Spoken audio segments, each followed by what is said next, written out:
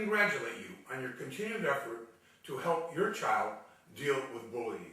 In an ongoing effort to put a stop to bullying in our schools, here is some information that I believe might be of interest to you. Did you ever wonder what makes a child stop talking or not tell you what is happening in their life? Maybe stop eating properly, withdraw from the family, have difficulty sleeping, or make excuses to avoid going back to school? These are signs that your child could be bullied. If you remember my story from my previous message, he too wondered how he found himself in his situation. He loved his daughter, yet she didn't confide in him.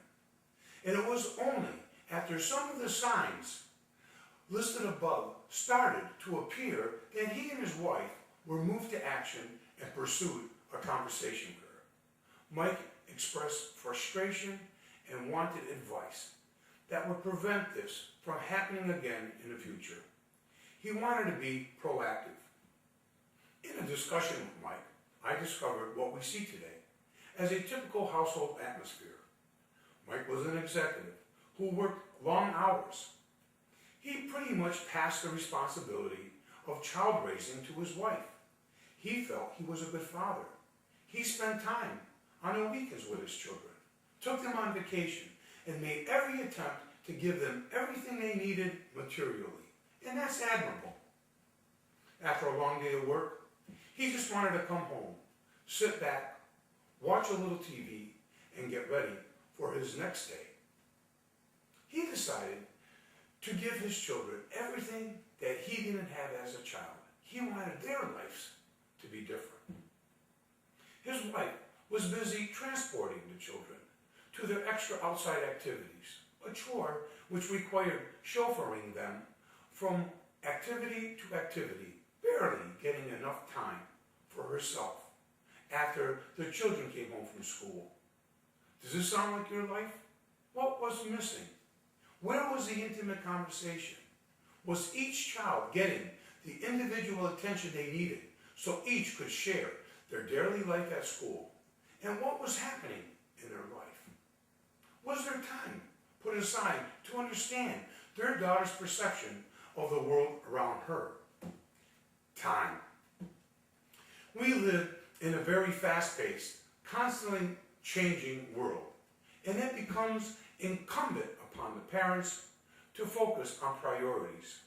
Parents have to decide on a lifestyle that gives them the ability to sit one-on-one with their children. Parents need to probe and allow their children the opportunity to share their thoughts and their feelings. There has to be an exchange. It can't be done while driving from baseball game to gym practice.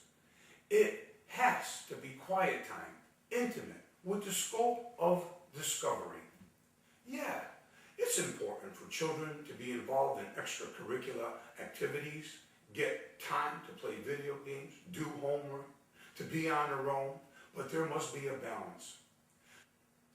There has to be time to allow a dialogue between a parent and a child in a private, informal atmosphere. It has to be done on a one-to-one that encourages expression and the sharing of emotional reaction to events that are taking place in their lives. The conversations are an important part of nurturing a child. Children look for guidance. They need someone just to listen. They need to express their feelings. It is something that needs to start early in a child's life and continue as they develop. It has to become a part of their life. If not, it's challenging to start to practice when a child starts to withdraw or reacts negatively to a tragic episode taking place in their life. As a parent begins to wonder why their child doesn't confide in them, Mike and his wife changed their priorities and made it a point to start nightly private conversations with their daughter. They were delighted on how their daughter eventually became receptive and were willing to share her most intimate thoughts. They became stronger as a family unit. They were now confident that their daughter would give them a constant update on her life experiences, and they would be more capable of detecting any subtle changes in her demeanor. It is work to be a parent. It takes time and effort to keep the channels of communication open with the child. The value of this exchange is priceless.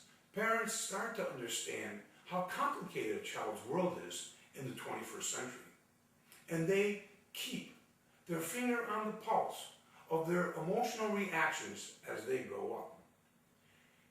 Here are a couple of suggestions that will help you improve the channel of communications with your child. 1. Sit and eat dinner together daily if possible, with the intent of probing into their life. 2. Take 10 minutes at night daily before your child goes to bed and encourage a dialogue.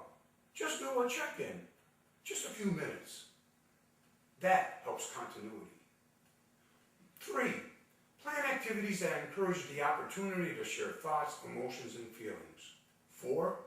Give each child individual attention and the opportunity to bond with you. And finally, read a book together.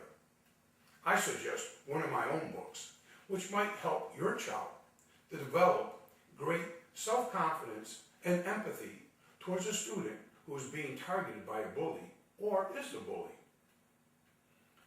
This helps bully-proof your child. Call Me Yubbie, my book, is a multi-layered young adult novel. It is written as a young man's journal. Starting in the summer after 4th grade, Joe, nicknamed Yubbie by the bullies at his school, is abused physically and psychologically. He suffered. He was different. He was overweight.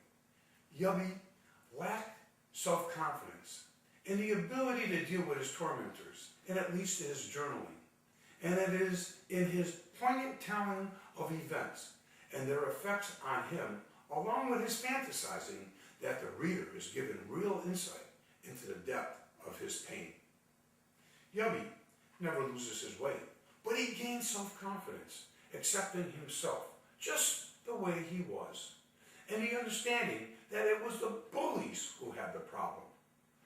The nurturing he receives gives him the ability to deal with the fear of going to high school and the confidence to ward off the bullies in his life. Call Me Yubbie helps young people. It helps them come to the awareness that they are perfect just the way they are.